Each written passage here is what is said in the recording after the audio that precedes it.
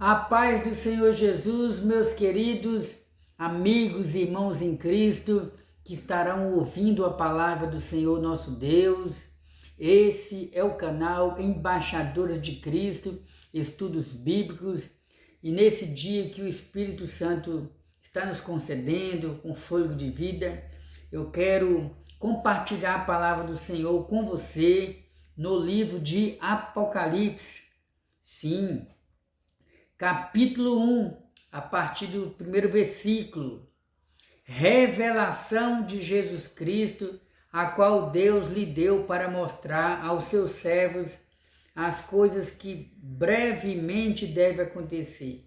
E pelo seu anjo as enviou e as notificou a João, seu servo, o qual testificou da palavra de Deus e do testemunho de Jesus Cristo e de tudo que tens visto.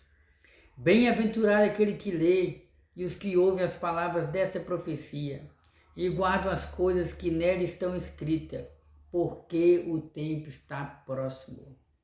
Guarde aí essa última parte, porque o tempo está próximo. Somente até aqui. Meus amados irmãos, como é prazeroso para a alma desfrutar da oportunidade de ter em mãos as Sagradas Escrituras. Como faz bem para o espírito do homem quando ele dá atenção à voz do Espírito Santo.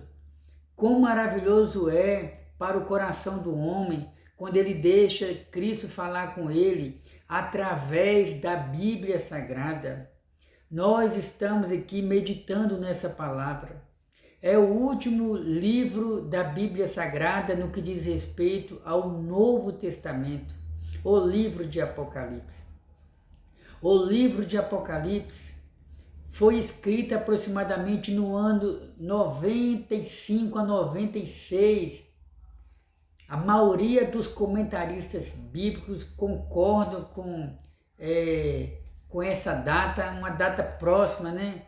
Ou seja, depois do ano 90 depois de Cristo, e mais precisamente ali entre o ano 95 a 96 depois de Cristo. Essa é a opinião da maioria dos comentaristas bíblicos sobre a data em que foi escrito o livro de Apocalipse. Estava o apóstolo João na ilha de Patmos. Eu já gravei um vídeo aqui no nosso canal, se você ainda não é sabedor. Esse comentário que eu estou fazendo aqui, ele vai ser divulgado não só no YouTube, mas também em outros aplicativos, outras redes sociais. Então, para você que ainda não é sabedor, vai aqui um convite. Eu aproveito a oportunidade para convidar você para se inscrever no nosso canal Embaixadores de Cristo, Estudos Bíblicos e Pregações. Lá nós temos vários vídeos de pregações, tanto eu quanto outros irmãos e irmãs, e também estudos bíblicos. Então nós temos um vídeo gravado falando sobre quem foi o apóstolo João. Então, meus amados irmãos, o apóstolo João, ele foi discípulo direto do Senhor Jesus. Ele fez parte ali dos 12 primeiros discípulos de Cristo, discípulos esses que se tornaram apóstolos. E o apóstolo João, ele fez parte dos três apóstolos, dos três amigos mais próximos de Jesus, ou dos três apóstolos mais próximos de Jesus, Pedro, Tiago e João. E João, ele era filho de Zebedeu, que era pescador, e segundo a tradição cristã, ele era filho de Salomé. E João também tinha um irmão chamado Tiago. Esse Tiago, ele foi morto pelo rei Herodes. Esse relato está em Atos dos Apóstolos, capítulo 12. Então, meus amados irmãos, quando o apóstolo João recebeu essa mensagem, ele já estava com aproximadamente 90 anos. E ao que tudo indica, todos os demais apóstolos já haviam falecido, já haviam sido mortos. Segundo a tradição cristã, todos os apóstolos do Senhor Jesus Cristo morreram de forma cruel, foram mortos. E o apóstolo João foi o único que morreu de morte natural. E ali, aproximadamente do ano 95 depois de Cristo, estava reinando em Roma um líder, um presidente, um imperador chamado Domiciano. E ele detestava os crentes, ele odiava os cristãos por vários motivos. Um deles porque os cristãos não se curvavam diante dos chamados Césares ou imperadores. Os cristãos só se curvavam diante do Senhor Jesus. E o apóstolo João causava prejuízo ali no Império Romano, prejuízo entre aspas, prejuízo no requisito espiritual, porque o povo de Deus é um povo que luta para o bem-estar da sociedade, mas quando o povo de Deus começa a pregar contra o pecado, aí o diabo já se manifesta usando as pessoas para lutar contra o cristão, lutar contra a igreja. E foi exatamente isso que aconteceu. E a intenção do diabo, através do imperador, era calar a igreja. E o imperador pensava que calando o apóstolo João, isolando ele para essa chamada ilha de Patmos. A ilha de Patmos, segundo a maioria dos comentaristas bíblicos, era uma ilha afastada da sociedade, afastada da comunidade. Era um lugar onde era enviado aqueles chamados presos de guerra ou aqueles que se rebelavam contra o Império Romano. E essa ilha, chamada Ilha de Patmos, na antiguidade, aliás, hoje, né, a Ilha de Patmos ela fica numa região conhecida como atual Turquia. Inclusive, as 7 igrejas da Ásia ficavam ali nessa região da Turquia. E ali o apóstolo João, já velhinho, idoso, foi enviado ali como prisioneiro. A intenção do diabo era calar o apóstolo João. Porém, meus amados irmãos, ali nessa ilha de Patmos, o apóstolo João vê o céu aberto e Deus começa a entregar para ele profecias sobre o futuro. Diz a palavra de Deus, que Deus falou para o apóstolo João. Está aqui no capítulo 1, versículo 19. Escreve as coisas que tens visto e as que são e as que depois dessas hão de acontecer. Ou seja, o apóstolo João, ele teve vários arrebatamentos ali na ilha de Patmos. O apóstolo João teve várias visões da parte de Deus. E Deus o transportou, o seu corpo continuou ali na ilha de Patmos. E em visões, Deus o transportou, Deus o arrebatou em espírito. E ele foi levado até o céu. E no céu, ele teve visões sobrenaturais da eternidade, os planos de Deus para o futuro. E diz a Bíblia Sagrada que Deus entregou esse plano, essa planta, esse projeto, essas profecias para o Senhor Jesus. E o Senhor Jesus Cristo entregou para o anjo com asas mesmo, viu? E esse anjo com asas entregou para o apóstolo João. E o apóstolo João, então, entregou a princípio para 7 igrejas da Ásia, porque ali existiam 7 igrejas. Eu vou até citar o nome aqui das 7 igrejas. Tinha a igreja de Éfeso, a primeira igreja, a igreja de Éfeso. A segunda igreja, a igreja de Esmina. A terceira igreja, a igreja de Pérgamo. A quarta igreja, a igreja de Tiatira. A quarta igreja, a igreja de Sardes. A sexta igreja, a igreja de Filadélfia. E a sétima igreja, a igreja de Laodiceia. Essas igrejas, elas existiram. Elas eram uma espécie de sedes que ficavam ali nessas cidades.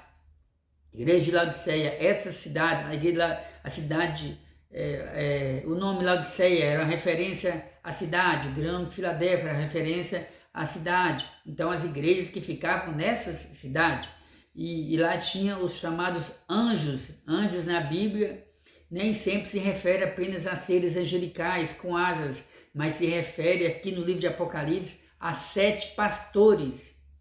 É por isso que quando a gente lê, né, como por exemplo, escreve ao anjo da igreja que está em Éfeso, e se diz aquele que tem nas suas mãos. E existem várias interpretações para essas 7 igrejas da Ásia. Existe a interpretação literal, onde essa palavra foi enviada mesmo para aquelas igrejas e elas estavam vivendo essas experiências. Existe a interpretação simbólica, inclusive dentro dessas mensagens a gente vai ver Deus também falando de forma simbólica ou figurativa. Mas o certo é que João recebeu essas profecias. E essas 7 igrejas, existe uma linha de interpretação que diz também que essas 7 igrejas representam os 7 períodos da Igreja de Jesus, desde a sua fundação até a data do arrebatamento da igreja. Oh, bendito seja o nome de Jesus. E o Senhor Jesus, ele fala com o apóstolo João, né? Escreve as coisas que tens visto e as que são e as que depois dessas vão de acontecer. Ou seja, escreve as coisas que viste. O que João viu? A situação... Perdão, o que João viu? Primeiramente, João viu Cristo glorificado, ele viu Jesus ressuscitado. A primeira visão que João teve foi de Jesus Cristo glorificado. Está aqui no capítulo 1, né? Versículo 9. E eu, João, que também sou vosso irmão e companheiro na aflição e no reino e na paciência de Jesus Cristo, estava na ilha chamada Patmos, por causa da palavra de Deus e pelo testemunho de Jesus Cristo. Então João deixa bem claro o motivo do qual ele estava ali na ilha de Patmos. Ele estava ali por causa da palavra de Deus. Ele deixa bem claro: eu sou irmão de vocês na aflição e na paciência, e eu fui arrebatado em espírito. Oh, glória a Deus! Meus amados irmãos, existem várias linhas de interpretação para o livro de Apocalipse.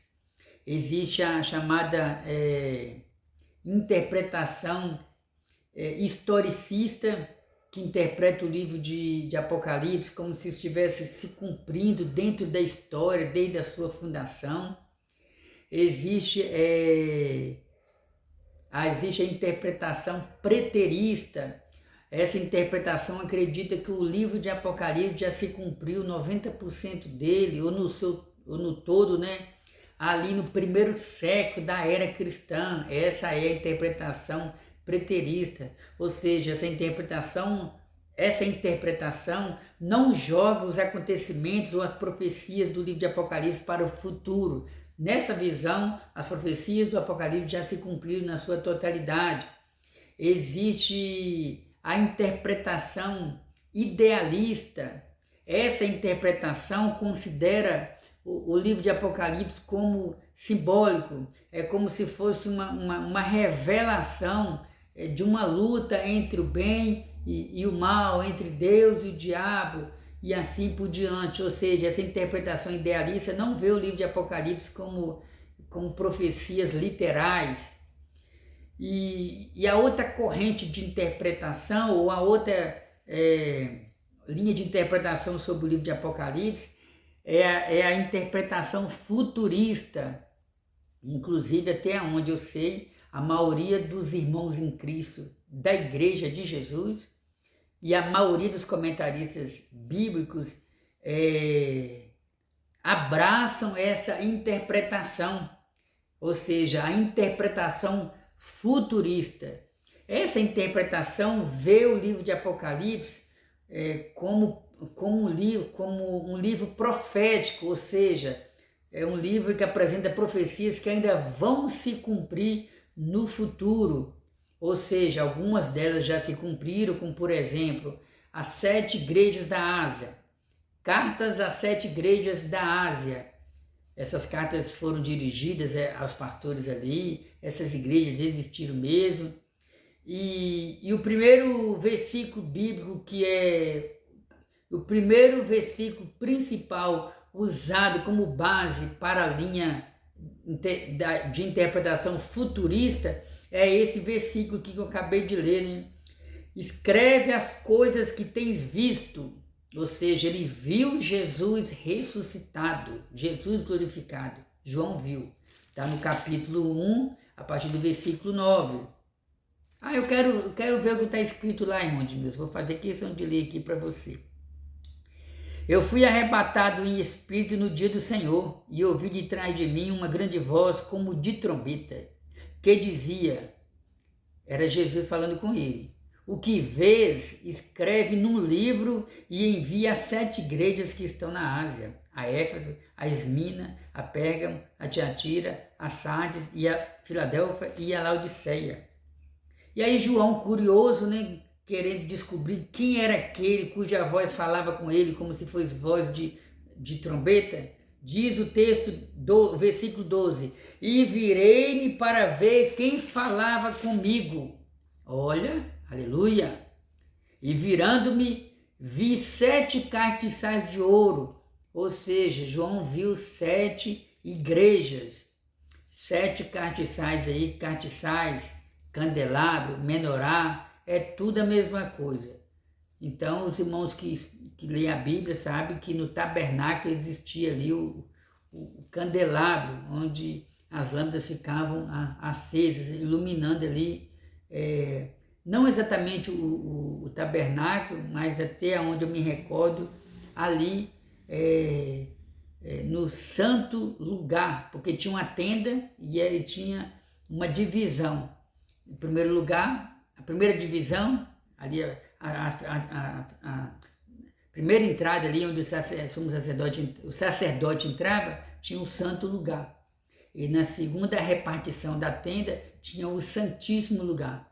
E até onde eu me recordo, na primeira repartição da tenda, ficava ali o candelabro, a mesa com os pães e assim por diante. Então, os 7 castiçais simboliza a igreja. Jesus está no meio da igreja. Jesus diz, onde estiver 2 ou 3 reunidos, no meu nome eu estou presente, eis que estarei convosco todos os dias. E no meio dos 7 castiçais, é o versículo 13, um semelhante ao Filho do Homem. Quem era esse Filho do Homem? Jesus. E João viu Jesus no meio dos 7 castiçais, no meio da igreja, vestido até os pés de uma veste comprida. Isso fala do ministério sacerdotal de Cristo. E cingido pelo peito com um cinto de ouro. E a sua cabeça e cabelos eram brancos como a lã, como a neve. Eu não vou dar detalhes sobre o que significa cada parte dessa visão que João teve sobre Jesus, mas eu aconselho você a ler. Aí você vai se sentir maravilhado com a palavra de Deus. Então, meus amados irmãos, Jesus disse para João, escreve as coisas que tens visto, Cristo glorificado, e as coisas que são, a situação de cada uma das igrejas, e as que depois destas hão de acontecer. Ou seja, escreve as coisas, João, que depois dessas coisas que você viu hão de acontecer. E João então começa a escrever, a partir do capítulo 4. A partir do capítulo 4, João então começa a receber novas revelações relacionadas ao futuro. Aqui no primeiro versículo ele já diz, né? Depois dessas coisas, ou seja, depois que eu vi Cristo glorificado, depois que eu escrevi as 7 igrejas da Ásia, eu olhei e eis que estava uma porta aberta no céu. E a primeira voz que como de trombeta ouvira falar comigo, disse, se referindo a Jesus, sobe aqui e mostrar-te-ei as coisas que depois da visão que ele teve do Cristo glorificado, depois que ele depois que ele escreveu a mensagem às 7 igrejas da Ásia, então Jesus fala com ele: sobe aqui, João, e eu vou te mostrar as coisas que depois destas deve acontecer. E ele diz: logo fui arrebatado em espírito, e eis que eu vi um trono aberto no céu. Oh, aleluia, glória a Deus, glória a Deus. Nesse trono ele viu o Senhor nosso Deus, ele viu Jesus. Então, meus amados irmãos, revelação de Cristo, a qual Deus lhe deu para mostrar aos seus servos. Então, a revelação, ela veio do Senhor Jesus. O livro de Apocalipse é um livro profético, existem vários versículos que mostram que é um livro profético. Essa revelação, ela veio da parte do Senhor Jesus. Deus deu essa revelação a João, aos seus servos, né? Para mostrar as coisas. Aqui nós encontramos a referência várias vezes no texto bíblico dizendo, né? O João deixando bem claro, escrevendo, né? Breve deve acontecer. Você vai encontrar vários textos bíblicos no livro de Apocalipse relacionados à palavra cedo venho, breve venho, breve deve acontecer essas coisas. Entenda uma coisa, alguém pode ignorar, alguém pode aproveitar esse texto e pegar, muitos pegam um texto desse tipo e fazem a sua própria interpretação erradamente, principalmente aqueles que discordam da veracidade da Bíblia Sagrada. Ah, se Jesus falou que cedo vem, por que ele não veio? Se ele disse que breve ele vem, por que ele não veio? Irmão, irmã, meu amigo, minha amiga, saiba de uma coisa, o tempo de Deus é diferente do nosso tempo. Nosso dia tem 24 horas. Deus não vê o tempo, Deus não... o relógio de Deus, como é que eu posso dizer? O tempo de Deus é diferente do nosso. O apóstolo Pedro, ele diz que 1000 dias para o Senhor é como se fosse um dia. Vamos ver se eu encontro aqui o texto bíblico. Está aqui. Segunda carta do apóstolo Pedro, capítulo 2.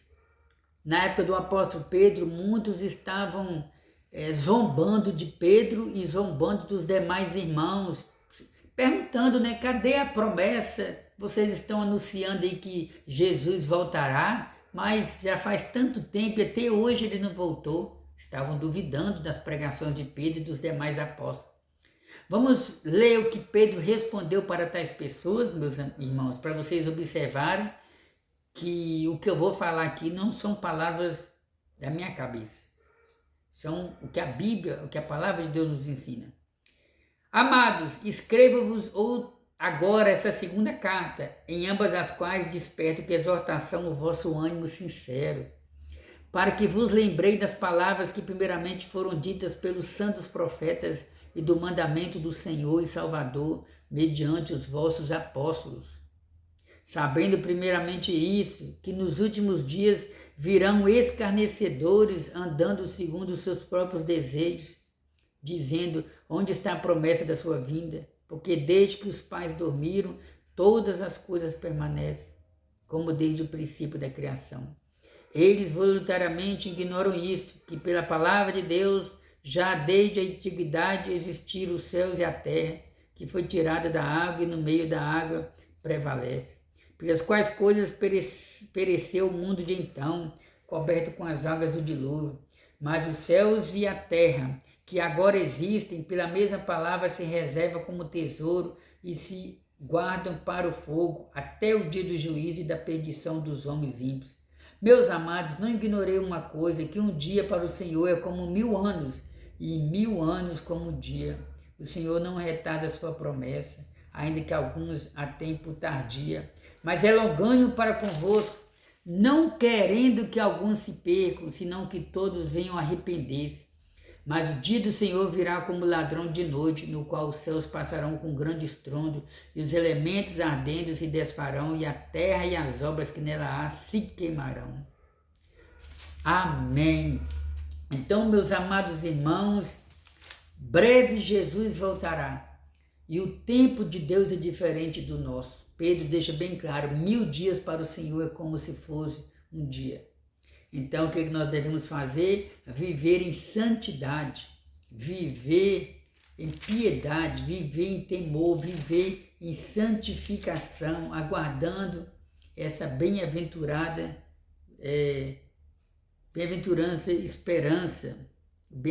esperança.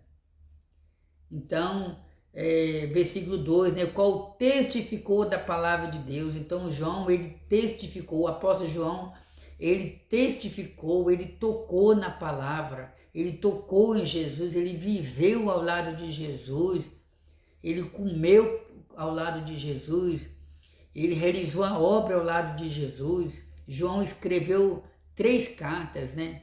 O Evangelho de Cristo, que leva o nome dele, escreveu 3 epístolas, que ficam aqui ao lado do livro de Apocalipse, e escreveu o livro de Apocalipse. E no capítulo 1 de João, ele escreve, né? No princípio era o Verbo, e o Verbo era Deus. Oh, glória a Deus. Versículo 3, para finalizar: bem-aventurado aquele que lê e os que ouvem as palavras desta profecia. Ei, você que está ouvindo essa palavra, você é um bem-aventurado. Eu não sei se você faz parte de alguma religião. Eu não sei se você já é cristão.